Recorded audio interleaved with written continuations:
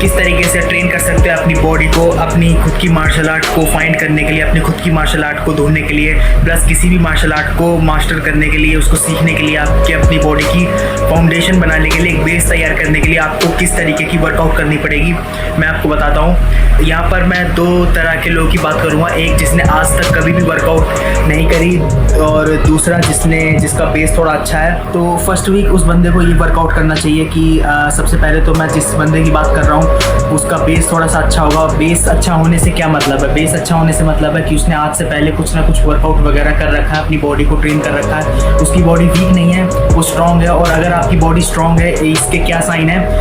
अगर आपकी बॉडी की फाउंडेशन अच्छी है तो आप लगातार 20 पुशअप तक लगा सकते हैं और 50 स्क्वाट्स तक हिट कर सकते हैं अपने पैरों से। साथ में 1 मिनट के अंदर 60 सिटअप्स को हिट कर सकते हैं। और पुलअप्स की बात करें तो एक बारी में 7 to 10 पुलअप्स को हिट किया जा सकता है। ये एक फाउंडेशन वाली वर्कआउट की मैं बात कर रहा हूँ कि एक बंदा जो स्टार्ट करना चाहता है उसको पहले यहाँ तक रीच करना चाहिए।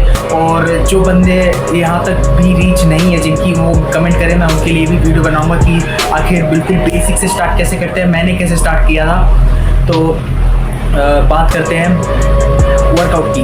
तो सबसे पहले तो बात करूँगा पहले वीक की वर्कआउट की। पहले वीक तो उन बंदों को सबसे पहले जो सपाटे होती है एक्सरसाइज जो आप मेरी स्क्रीन पे देख रहे होंगे, ये जो वर्कआउट होती है इसको आपको करना है। इसके आपको 50 रैप लगाने, क्योंकि इस समय मैं जानता हूँ गर्मी चल रही है, तो मैं आपको एक बोनस टिप और बताना चाहता हूँ कि आयुर्वेद के हिसाब से जो 4 ऋतुएं होती है उसके हिसाब से हमें अपनी वर्कआउट की इंटेंसिटी भी बदलनी चाहिए। गर्मियों में हमें 50% के हिसाब से या फिर 25% के हिसाब से वर्कआउट करनी चाहिए। यानी अगर आप 100 पुशअप करते हैं रेगुलरली तो आपको सिर्फ 25 करने चाहिए।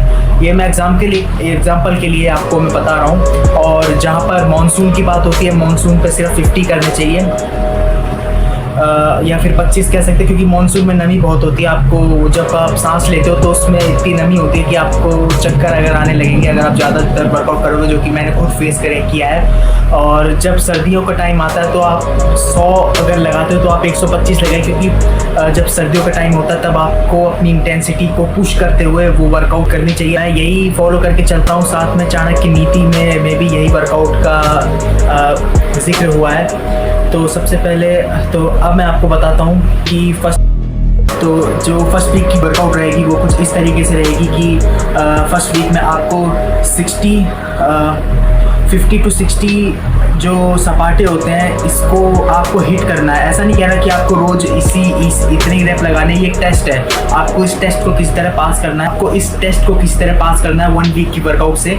और 1 वीक की वर्कआउट से आप रोज 15 से 20 रैप सपाटे की लगाइए। 30 to 50 रैप आप रोज सपाटे की लगाइए। उसके साथ में आप रोज 20-30 पुशअप्स प्लस 50 to 60 स्क्वाट्स। ये जो हिंदू दंड होते हैं ना, ऐसे वाले लगाने, हिंदू दंड आपको लगाने हैं। आपको नॉर्मल स्क्वाट नहीं लगाने जो 90 डिग्री बेंड होने पर ऊपर आ जाते हैं, क्योंकि वो इनकम्प्लीट स्क्वाट है, वो आपको वो रिजल्ट नहीं देंगे जो आपको होना चाहिए। तो ये आपकी रहने वाली है फर्स्ट जो वर्कआउट है, इसको आपको रोज करना है। और ये नहीं कह रहा कि आप इसी को हिट करिए, आप जहाँ तक कर सकते हैं, जितनी आपकी कैपेसिटी है वहाँ तक करिए। आप इसको ढीला मत लीजिए कि जितना कर सकते हैं उतना करिए, क्योंकि बंदे 20-30 करने पर भी उनके पास कैपेसिटी होने के बाद भी वो रुक जाएंगे और बोलेंगे कि मैं इतना ही कर सकता हूँ, लेकिन ऐसा नहीं है। यहाँ आपको जो वर्कआउट करनी है वो इस हिसाब से करनी है कि आपका जब शरीर अंदर से बोल दे कि बस अब और नहीं, तो आपको वहाँ पे रुक जाना है। ठीक है, उससे पहले आपको नहीं रुकना। अगर आपका मन आलस की वजह से बोलता है कि बस बहुत हो गया, या फिर